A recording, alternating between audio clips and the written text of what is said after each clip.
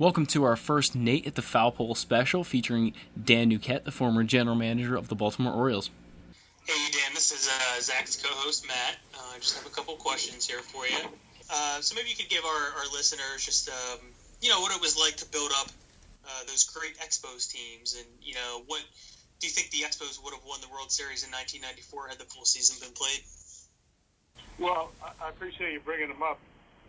The Expos were a great team with terrific promise, but they never got a chance on the main stage, which was a big disappointment for everybody around that ball club and, of course, the city of Montreal. I don't know if they would have won or not, but Buck Showalter's team, the Yankees, were the best team in the American League that year. And all I know is that all the simulations done on the computers, the Expos won all the time. So, look at the outfield. Larry Walker, Marcus Grissom, Moses Alou. How about that bullpen? They had 340 save guys. Wetland, Mel Rojas, Jeff Shaw. They saved 40 games a couple of years later. And the pitching, of course, Kenny Hill was having an all-star year. Pedro Martinez, Jeff Facero, and a great manager in Felipe Alou. So they had all the ingredients, except the end of the season and the postseason. So anyway, it didn't work out, but that was a great team, and it was a homegrown team. The Expos knew Charles Brump, the owner, after trying to run a ball club there for many years and sign free agents, but the only way to win there was to build a team through the farm system. So we put a lot of resources into it. We helped them along the way, and that was the pinnacle for the Expos. And unfortunately, they didn't have the wherewithal to keep that team together, but that was the pinnacle. The timing just wasn't right. I know this conversation gets tossed around a lot. Who do you see as being the most influential executive in the history of baseball, and why? Well, you can make a case that Branch Rickey was probably the most influential baseball executive in history, and I've studied it a little bit myself. Branch Rickey was responsible for integrating baseball and bringing over the great players from the Negro Leagues. He was responsible for the farm system and player development, which to me has grown 3 generations of fans into lifelong baseball fans, in addition to providing terrifically talented players. And then he also forced expansion by trying to start another league. So I don't know who else has those items on their resume. There's been a lot of successful executives over the years, but if you wanted to make an argument and back it up with points, Branch Rickey would be a good one. All right, Dan, so do you think in general the first-year player draft is the best way to build a competitive team?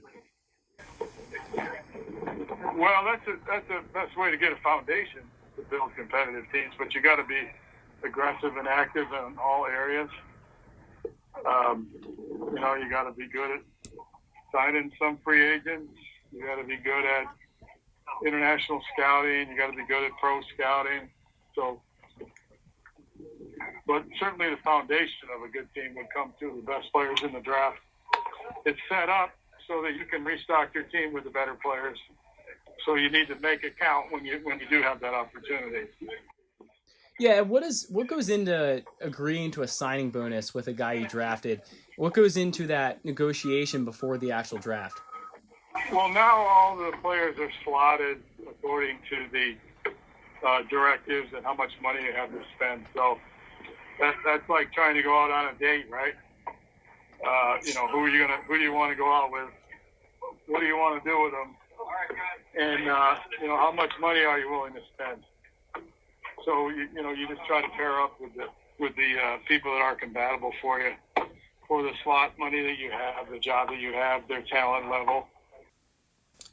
So Dan, across your career as a GM, probably excluding the big names, who are some of your favorite under-the-radar acquisitions that you've had? One of my favorites was Otis Nixon. And Otis Nixon was a speedster, center fielder with the Yankees. He played against us in the International League. We had a team in Indianapolis. And we saw him at the International League All-Star game in Columbus when he was with the Yankees. And the next year, he became a free agent. We signed him. That was especially heartening because Otis had to do some work to restart his career. We helped him do that. And then he ended up having a good career with the Expos and got some time. He got a good contract with the Braves. So that was one of the more fulfilling under-the-radar signings. So if we look at trades, and you've made a lot of them, a lot of huge ones in your career, what does it take to make a trade? What kind of goes into the negotiations with other general managers, and how it fits your budget? What kind of goes into all that? Well, I just think you have to look at all the options that you have. You got to canvass the market, assess what's available on the market, and then you got to assess what you need on your team, and then try to go out and pair up with the people that have those pieces that you're looking for. And you got to take into account the length of the contract, the value of the contract, how much the player can add to your team. Put them into the hopper and try to do the best you can. And then as far as international scouting goes, there are so many players that are available in all markets across the entire world.